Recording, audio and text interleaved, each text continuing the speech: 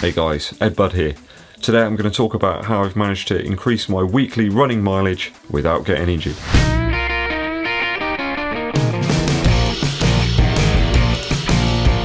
Thanks for tuning into the channel guys, it's much appreciated. One of the questions that I get asked the most out of any other is how I've managed to increase my weekly running mileage without picking up any injuries. I'm going to try and explain some of the things that I do.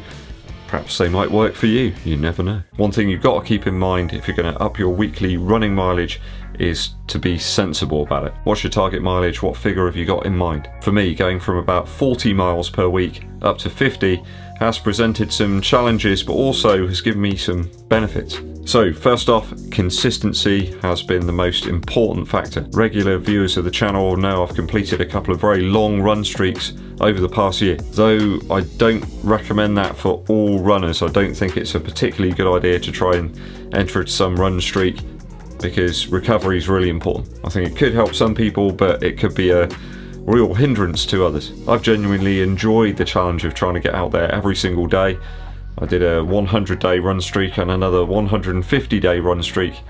That was ended because I had my COVID jab and there was no chance of me running that day. So if you're gonna do some sort of run streak and consistently get out there day after day, you've got to be very, very sensible about the mileage you do on those recovery type days. If you feel like you need rest, your body's telling you need rest, 100% take a rest day. Recover properly, or the next day is just going to be a write-off. I've been really vigilant about that, adjusting my mileage and the intensity perhaps of the workouts that I do. I run about 80% or about 4/5 of the mileage in a week at a moderate, sustainable pace. Lots of weekly miles at easy or aerobic effort, keeping my heart rate around about 125 through to about 135 really drives up that aerobic base fitness. I keep those anywhere between about 3 to 7 miles, so it's just about being realistic. You can't run loads and loads of really fast miles in a week. You're just going to injure yourself. I think if the base level power is there, higher pace runs start to feel a little bit more achievable and sustainable. You'll find them more manageable over longer distances. It's about getting those easy to moderate efforts just feeling like everyday stuff that you can just kind of continue them without too much thought. Obviously running easy efforts isn't going to get you towards your goal paces for whatever race it is that you're training for.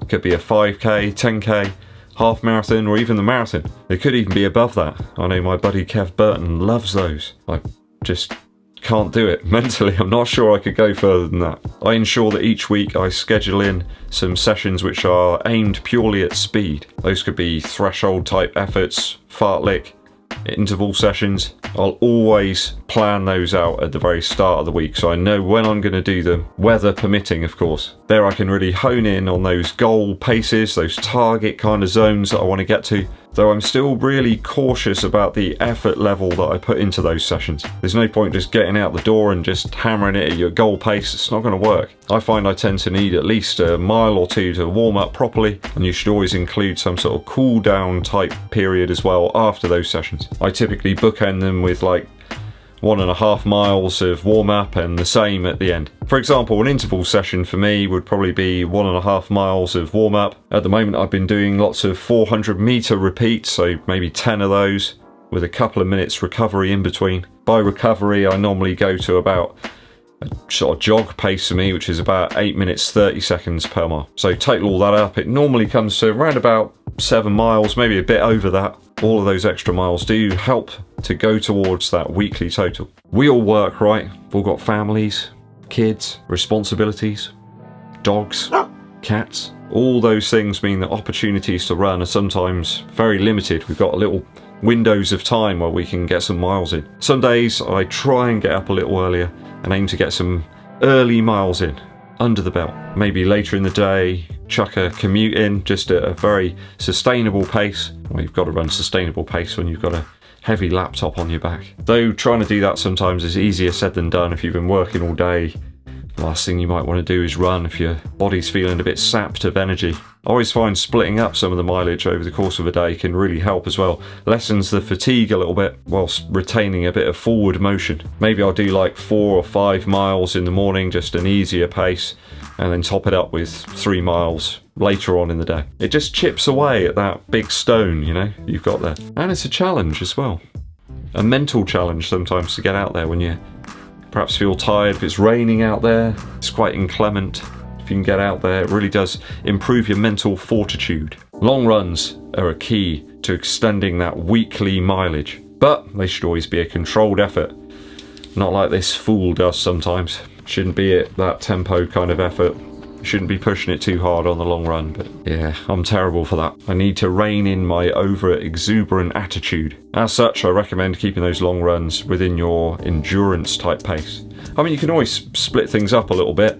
If you haven't done too many faster miles over the course of the week, you could throw in a few faster miles on that long run. I think route planning's the key there. If I ever have to start thinking about where I'm going to go and how far I'm going to go, I get distracted, I stop thinking about my form, about my breathing. If you've got a distance goal in mind, plan the route out where you're going to go and don't deviate from it. So for the long run, I always aim for about 25% of the total weekly mileage goal. So typically for me, that's between about 12 to 14 miles. Of course, it has to be on a Sunday, right? You can't do the long run on any other day. It's mandatory, it's law. Long run Monday? Nah. Thursday long run? No, it's just not right. Just doesn't sound right, does it? Shoe wise, I've got to be honest, I tend not to utilize a brand new shoe for a long run. You just don't know how it's going to perform. You don't know if it's going to cause some sort of rubbing issue and irritate the back of your foot. The insole might not be right. It might slide around a little bit. The lacing could be inconsistent. I got to get about 20 miles into a shoe before I'll take it for a long run, before I built up that level of trust. You know, trust is formed over a really long period of time, and it can be destroyed in a kilometre. I find switching up shoes and rotating them quite a lot to really benefit me when it comes to building up that weekly mileage. I think if you're using the same shoe day in, day out, it does start to lose a bit of its pop. It's a bit cork sniffer type stuff here, but I do feel that if you continually use a shoe over and over and don't give it some time, like don't give the midsole a bit of time to kind of decompress a little bit, I think that can have a bit of a negative effect. I do switch the shoes around a little bit. There might be a day where I feel that I just want loads of cushion, might reach for something with Zoom X or perhaps the Nitro stuff from Puma. If I'm feeling a little bit more up and at 'em, I might go for something that's a little firmer with a bit more underfoot road feel. Something like the Energy 3, for example, is really nice if you just want lots of cushion, something with a bit of squash. It's quite forgiving, though if I wanted to burn it up quickly at the moment, I'd probably go for that Skechers shoe behind me. I find that Hyperburst midsole material, it's quite a punishing one. But sometimes you want that. You just want to feel like you're a bit more connected with the ground. Other days you just want pillowy cushion, like you haven't really left your sofa. I think it's perhaps why I'm loving the Pegasus 38 so much, because it does lots of those things. It's got quite a lot of cushion there, but it's also got that air unit in the forefoot, and if you really hit it hard, just in the right place with your foot strike, it does deliver quite a lot of energy back to you. It's got a little bit of cushion, a little bit of pop. I'm really loving that one. I think you've noticed that, you guys that follow me on Strava. I'm very, very soon going to be at 100 miles in that one. I've not had it all that long. It's a great shoe. Talking of faster paced runs and switching the shoes up, I have been experimenting a little bit with the Liberate Nitro. Here's Ed to tell you about it. Hey guys, so doing a bit of an experiment today in the Puma Liberate Nitro. Now if you've got this shoe, you'll know just how squashy that midsole foam is. That Nitro stuff is really quite different to anything else. I'd suggest is close maybe to Hyperburst or the DNA Flash that you found in the Brooks shoes, but it is something all of its own. I wanted to see if I could actually improve the energy return even more. So what I did was I actually grabbed some of the insoles out of my Innovate shoes, these sort of popcorn kind of things. I've no idea what the actual term for them is, but they're quite narrow, replacing the really sort of thin, foamy sort of Puma ones that come as standard with the Liberate Nitro. So for the second run of the day, I just hammered out a quick 5k. I did sort of 400 off, 400 on. It took me about a mile and a half just to warm up really. But certainly the second half of the run, I think it was a little bit more effective. But I'd suggest that I think that's a little bit too much squash and cushion. for this shoe. I think they've probably got it about right, really, with the standard insole. What I did find was that the Innovate insole slides around a little bit on the fabric piece that's on top of the midsole material in the Liberate Nitro. Yeah, it's really quite slippery on there, and I think that was part of the problem. The other issue I had was there's so much bounce. I found that my foot, at least my heel, was kind of bouncing almost out of the shoe at times. So yeah, I think it's just a little bit too much there. No doubt an interesting experiment though. I think I hit about an average of 7 minutes 17 per mile over the course of that 5k. Maybe you want to try it out yourself with some other shoes. Those Innovate insoles, I think they might come back in stock soon from Innovate's website. Some shoes they work really well. I've noticed that Nike's offerings recently have got some really weird insoles in. They're sort of something and nothing. I don't really know why they've put them in there. They're not really like those Spenco ones that they've had in before. At least with the Pegasus 38, I think they've returned back to the standard insoles. But in the Infinity run and the Invincible run, they were really strange. I've not seen anything like that before. If you found that the Liberate Nitro ran a little bit long for you, then putting those Innovate insoles in did seem to make the shoe a little more containing, perhaps a little less roomy in the toe box. So I might try out those insoles in a few other shoes and see how they shape up. I think these are also the same insoles that are in that Craft CTM Ultra shoe that I'll be reviewing a bit later in the week for you. Let me know in the comments, guys, how you found the fit and the ride from the Puma Liberate Nitro. Looks very familiar, that guy, doesn't he? Lastly, to sleep. So I average apparently about 7 hours of sleep per night. Doesn't feel like that sometimes. It feels like I've got a lot less. I think sleep is really important in terms of the recovery process. It really does help to get you ready for the next session. Listen to your body. If you're feeling tired, get to bed nice and early. That has been a little bit harder for me over the last couple of weeks. I've found myself hitting the sack much earlier than usual. I think since I had that COVID vaccine, it's certainly been sapping my energy a little bit more. If you do get the chance to get the vaccine, guys, make sure you do and keep those around you nice and safe. Getting more sleep, of course, is not a certain thing, certainly when you've got small people or dogs who want to go out in the middle of the night. I found actually running more helps me to sleep.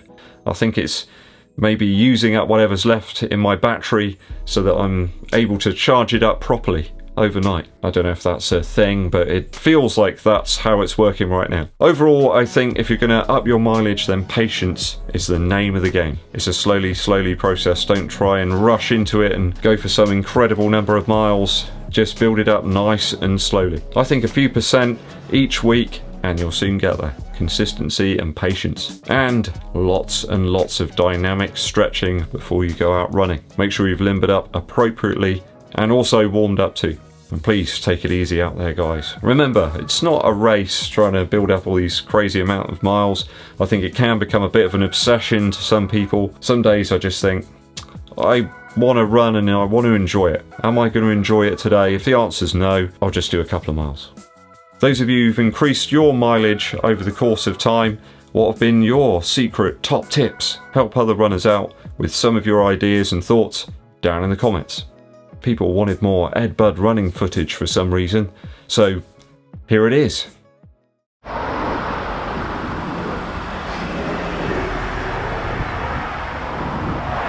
Oh, it's a good test, that hill. It's just got enough elevation to make it a good sort of harder effort. And you can kind of adjust the pace as well.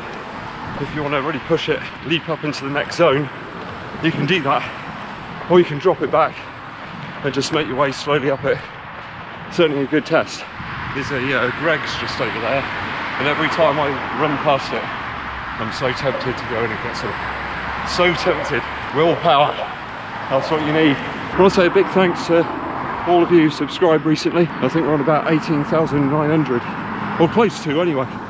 Thank you if you have recently subscribed. It really does help out the channel a great deal. It keeps old Master Fergus in rusks, and also keeps the running shoes rolling in as well. It is greatly appreciated, guys. If you've got any requests for videos or specific things you want me to cover, do let me know in the comments. I will try and get back to all comments. It's not always easy. There's been so many recently, so if I've missed one or I haven't replied, it's not anything personal. It's just that I'm flat out. It's just madness right now. Hopefully over the summer it'll get a little bit easier for me. So yeah, bear with me on that one. See, it's just Temptation City, this run, because there's a McDonald's behind me as well. Only for a coffee, of course.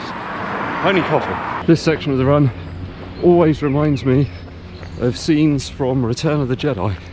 Speeder bikes, Ewoks, and of course the famous section with Chewie swinging through the air. Superb. A quick musical interlude for you. I can't quite remember when this one was released, but it's a great album and you should go and check it out. Certainly very retro inspired sound. Hip Check by the Commons is a absolutely fantastic listen. You got drums, you got guitar, you got a little bass, you got some organ. Very 60s kind of inspired sound. I guess it wouldn't feel out of place in maybe an Austin Powers film. My favourite tracks on this one are It's Alright and Hip Check. Not really anything like this exists anymore. I don't know if they still release stuff, these guys, or maybe they just were around for a brief period, but certainly worth checking out. A very, very unique sound. Very rare that you get good organ solos these days on tracks, and you get them here from the Commons. Do go and check that one out, guys. I think you'll enjoy it. There's a bit of a bumper show today. All sorts of stuff going on, all sorts. If you've enjoyed the video today, guys, make sure you hit that subscribe button and also click the bell below for notifications of when we launch the new videos. It also really helps the channel out if you give this video a thumbs up like and share it with your running buddies. My name's EDDBUD and I'll be seeing you